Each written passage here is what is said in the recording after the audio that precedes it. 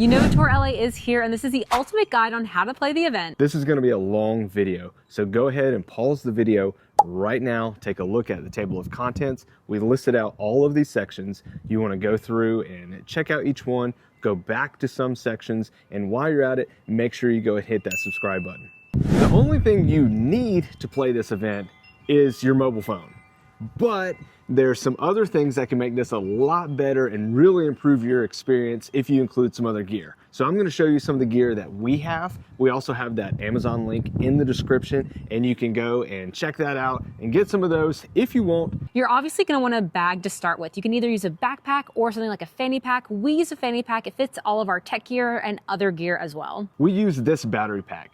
I think it's a great option to power your phone, and we have some other accessories we're going to show. We can power those as well, and that'll help you stay charged up and be able to get through the event and not needing to take those charge breaks. Especially when you're at the stadium and you're playing in person, you don't really want to waste any of that time charging, so make sure that you have something like a battery pack.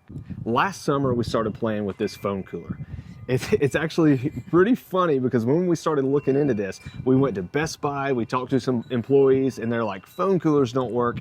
We bought one, totally works. Game changer. Yeah, it's a game changer. So basically, once your phone starts getting hot and it dims your screen or you get a little bit of lag, this will keep your phone cool. Now, it will eat through some of your battery. So you might even want to have two battery packs or use the large one we showed or a smaller one too. But having that phone cooler really was a game changer. And make sure you have a cable for your device. One of the things is, like, even if your battery loses charge, if you have that cable that fits your device, someone else might have a battery pack that you can plug into.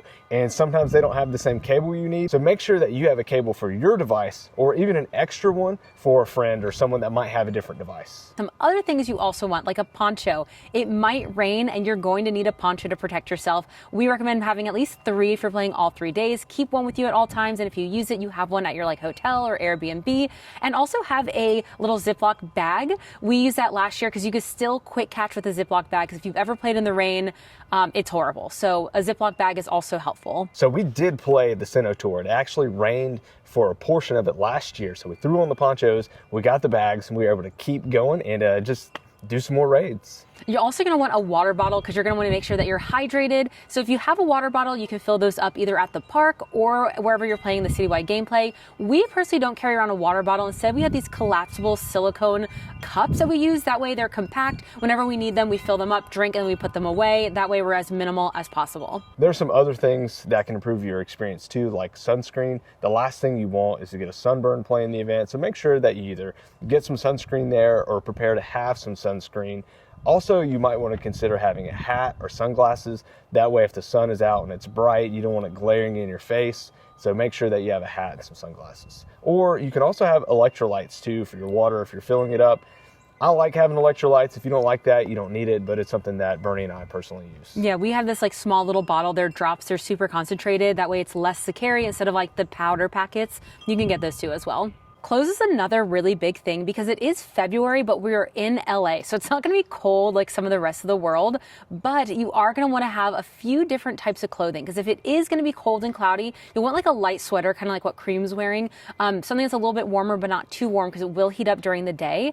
But you also want to be prepared because it might be hotter than you expect. And again, why you need sunscreen, because if you're used to the winter, you're not outside a lot, you're going to need to kind of be protected, but you're also going to be pretty hot. So just kind of be mindful that it could be cold, but it's probably going to be hot. But don't forget to actually check the weather to see what it's going to be like closer to the event. We're filming this video right now. It's a little ways out, so a lot of things can change about the weather, but look at the weather forecast before you go and have a little bit of variation in case something changes. Where to play in LA? Now, I know this can be confusing because sometimes all of the information online, it doesn't give you the best information. And we ended up taking a risk last year playing in Santa Monica, because once we contacted Niantic, we were like, hey, is Santa Monica playable? They didn't give us anything clear, and it turned out that it was playable. But we are staying near the Santa Monica Pier and playing in that Santa Monica Pier area. We like it because it's walkable, it's open, it's easy just to play Pokemon Go and not be aware of your surroundings as much. You still want to be aware of those surroundings, but it isn't like in downtown LA, which we also played. I don't have to worry about crossing the road and traffic as much as being in downtown as I can be like near the beach on the pier doing routes, walking in those areas. But Santa Monica is where Bernie and I will be playing. But downtown LA, still very good, very playable. We ended up staying at the DoubleTree near Little Tokyo, which that was really cool because Little Tokyo had a lot of great restaurants and things. So after we played, we could eat there. But since we played in Santa Monica, that was a good 40 minutes to an hour Uber ride every morning and every evening.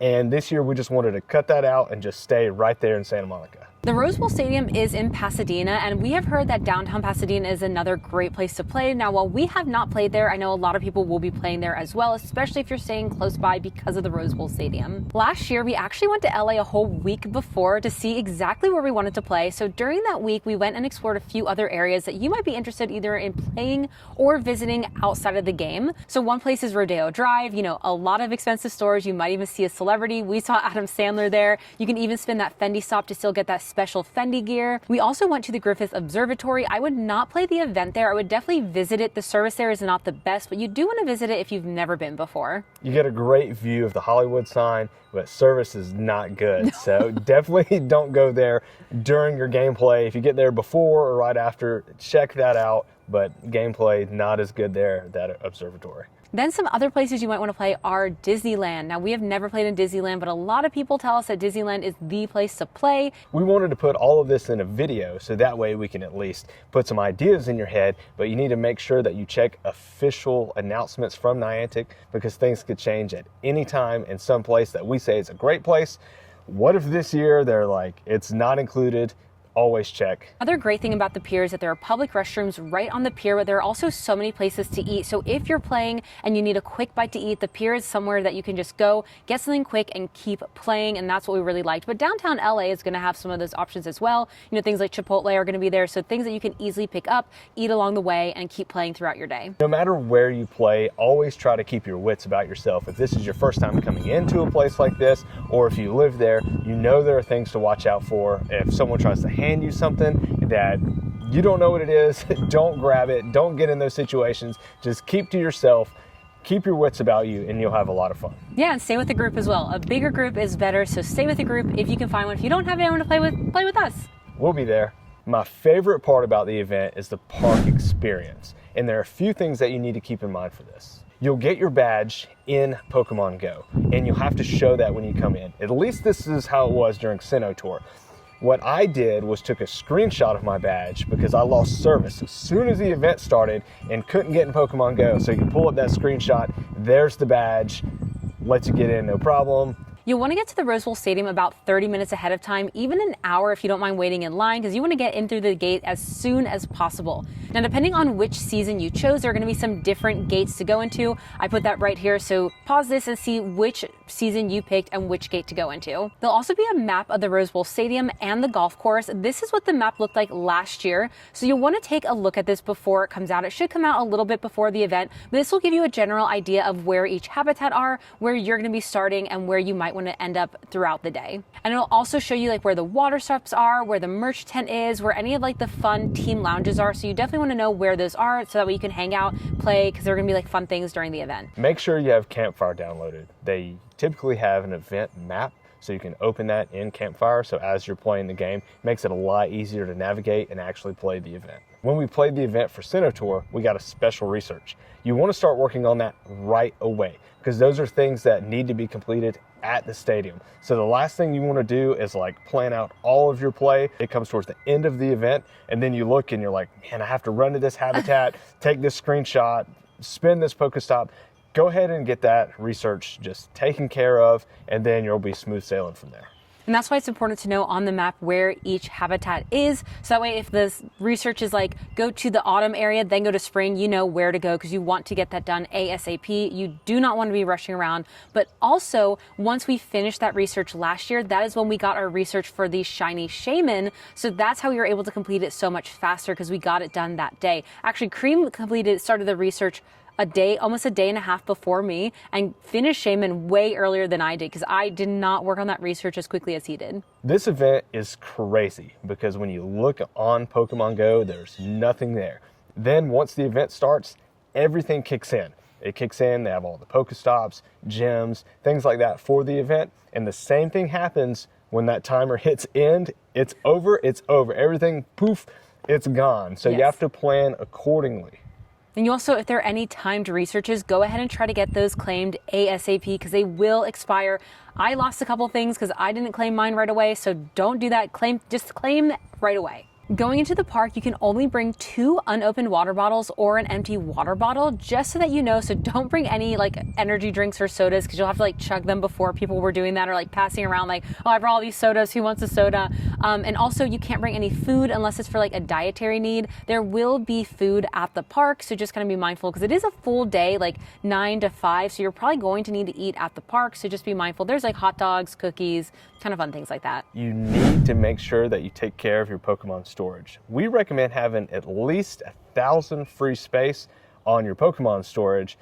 It just makes it that much easier that you don't really have to like clean up and transfer things during the event. The more the better. If you have less than that, it's still doable. Having 1,000 space really makes the event a lot more playable. You still will need to clean out your storage probably every night, but it gives you enough to play for each day, and then you come back home to your hotel and clean out your storage. You also want to be mindful of your items for the event. You want to make sure you have enough incense. You probably want to run an incense the entire time. You want to have a star piece for all the stardust you're getting, especially if you're hatching eggs. If you're hatching all those eggs, you're going to get a lot of stardust. Also a lucky egg for all the XP you'll be getting. So I like to run those items the whole time. I also like to have my Pokemon tagged to drop rare candy into, especially if I'm doing a lot of raids, I'm getting a lot of rare candy and rare candy XL. Then that way I could just go ahead and drop those into the Pokemon that I've allocated, and I don't have to worry about cleaning that up as I play. You'll also want to run Palkia the entire time as well. So as soon as the event starts, start your Palkia, set that for 8 hours. Same with the Star Piece, Egg, and Incense, full 8 hours, because incenses will have special spawns. You'll be getting a ton of Stardust and a ton of XP from the event. I would definitely run Palkia's Spatial Wren over Dialga's Roar of Time. I can always add more items like the Star Piece, Lucky Egg, things like that, but having that extra radius for catching all of these good Pokemon. I got so many shinies last year. Definitely recommend using Palkia over Dialga, but it's up to you, whatever you want to do. And also make sure you have a Mega Pokemon evolved. If you're doing raids, maybe you want to have a Dragon. That way if you're getting Kyurem, Zekrom, Reshiram, all those raids, you're going to be getting all of those Dragon XL candy. But if you're doing more hunting and catching, know which ones you're after and you need the candy for, and have a Mega Pokemon evolved. That way you get that much more candy for those Pokemon.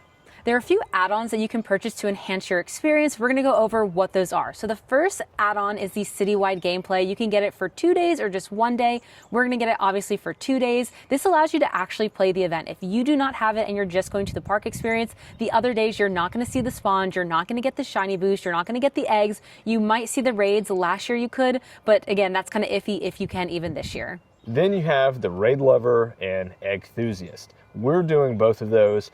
I think the egg pool is really good this year. I know some people say, you know what, I'm not into hatching eggs.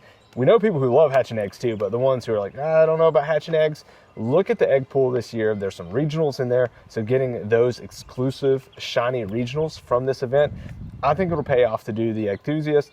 Raid Lover, always a good option, especially if you like doing raids where you can do that many more raids for getting that ticket. And with the Egg Enthusiast, you do get the quarter hatch egg distance, and you get a more priority of the 10-kilometer eggs, which is where those regionals are in. So again, if you want those regionals, it's worth it. We mostly only hatch during events, and that's like the time to hatch eggs. Is you get increased shiny odds, you get so much more Stardust, especially if you're running a Star Piece. Easily, you can get 1 million or more Stardust. When playing this event, remember, there's catching, hatching, and raiding.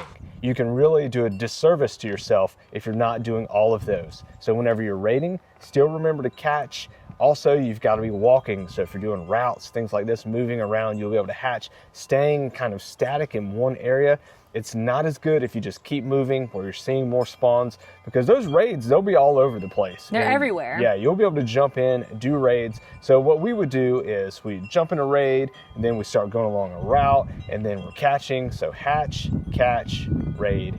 We highly recommend having a Go++ for the event. you're going to be doing a lot of raids. And then once you're in the raids, you can have your Go++ do the click to catch. So you can hold the Go++ in your hand, tap away, tap on the button when you need to, and get it to throw that Ultra Ball for you. That way you're getting so many more shinies, but you need that Go++, especially spinning stops for you, getting more items. Now, it was really cool last year. I had mine catch for me when I was eating lunch. So I stopped, I ate lunch, and it actually caught me a wild shiny Uxie. So that was really cool to see that. Yeah. You know, you're on a break, just turn the Go++ on. Now, I don't use the Go++ to catch for me when I'm playing and catching, but it's key during those events, especially if I'm taking a break on the clock. Leading up to the event, make sure that you have enough raid passes and incubators. There are 2 bundles specifically to look for. There's one that's about 5,400 for 99 raid passes. That is the best deal. It's about 40 cents a raid pass. Then there's a 7,000 coin bundle for the incubators. Again, the best price for incubators. I find that before an event, I don't typically see these. So if I see them anytime between now and the event, I'm going to snag as many as I can. Because again, the closer you get to the event, you might not see them. And then during the event, you're going to be forced to buy them at a higher rate. So trying to save you guys a little bit of money there. Always be ready for surprises, for things that just aren't announced. Last year when we were playing the event, the time came to end and we were like, what's going to happen? We see some eggs, and then we saw it was an altered form Giratina. We definitely didn't plan for that, and it was like, wow, we're getting Giratina. It wasn't announced, and we were able to do more raids. So what if we get more raids at the end of the event? I don't know, but I'm ready for any surprises. I went until 8 p.m. So the event officially ended at 5 p.m. But from 5 p.m. to 8 p.m., we were trying to hunt down those Giratina raids. It was crazy, so much fun. It was like that all 3 nights as well. And this seems obvious, but do not forget to eat and drink. Again, you want to make sure you are hydrated and you want to make sure that you are fueled. So eat a big breakfast if you can. Eat lunch, I would say later, as late of a lunch as you can, because again, if you're raiding from 5 to 8, you might not be eating dinner until 8 p.m. or even have like a snack before the event ends, maybe around 3 or 4 o'clock, and then you'll be eating dinner a little bit late at probably like after 8, maybe around 8:30. But just make sure that you're eating. Again, that's why we like the pier, because there's always kind of food options there just to quickly grab something. You definitely want to pace yourself for this event. There's a lot of things when you go in and you get real excited, you don't want to get tired, but you can also make sure before the event you're doing walks just a little bit further every day, things like that to get your endurance up, because it's a really fun event. So just pace yourself, prepare for it, and you'll have a lot of fun. Best ways to be successful at this event too is to know exactly what is coming to the gameplay, so that way you are prepared. You need to know what's in the habitats, in the raids, in the egg pools, in routes, in party play. You need to know it all. So we're going to quickly go over that with you. Save this for the future so that way you can be reminded on what is coming to the event. Here we have raids. So you want to look over this and see what you want to raid for, and then you can plan for how many raids you actually want to do and what you want to go away with for how much candy, or if you want to get shinies with backgrounds, things like that. Here's your raid Pokemon. And also just know what is coming the following week, because we do have global. So if you're playing global, that could also impact how many raids and what you're actually going to be raiding during the event. These Pokemon are going to be in the winter caverns. These Pokemon are in the spring soiree. These Pokemon are in the summer vacation. These Pokemon are in the autumn masquerade. Each habitat will get 4 costume Pikachus and Druddigon, super cool shinies. For eggs, these are in 2-kilometer eggs. These are in 5-kilometer eggs. These are in 10-kilometer eggs. Make sure to catch the unknowns. Get all of the shiny for the Unova letters, U-N-O-V-A. Each day, don't forget to take your 12 snapshots, because that will be the Pikachu costume encounters. And during the park experience, there is going to be a trivia challenge for the incarnate forms. That's going to be cool. Definitely make sure that you're doing that, because it will expire at 5 p.m., whatever that is. And these Pokemon are going to be in field researches. Throughout the city, there will be special field researches called Enigma researches, which will give you backgrounds as well. Pause the video to check out these bonuses for the event. Wherever you're playing, make sure you play with friends and get in a party to take advantage of those party play encounters. You can encounter Throw, Sock, Heatmore, and Durant. Throughout LA, there'll be specific metro stops that will have specific grunts, and these grunts will actually give you 12-kilometer eggs. So make sure to go to these metro stops to get those, because these are going to be some cool shinies in those 12-kilometer eggs too. Routes will have red and blue stripe Basculin. If you see us, don't be scared to say hello. You're more than welcome to play with us if you have no one else to play with. Or take a picture with us too. Yeah. And make sure you are in our Discord because we will be putting out information on where you can meet and play with us throughout the event. Let us know in the comments if you have any other additional questions or want to share your tips and tricks from last year's event. We can't wait to see you there. Don't forget to like, subscribe, and share. Bye, everyone. We want to give a huge thank you to our incredible Patreon supporters. Your support means everything to us and helps make content like this possible. You're helping us take things to the next level. We couldn't do this without you.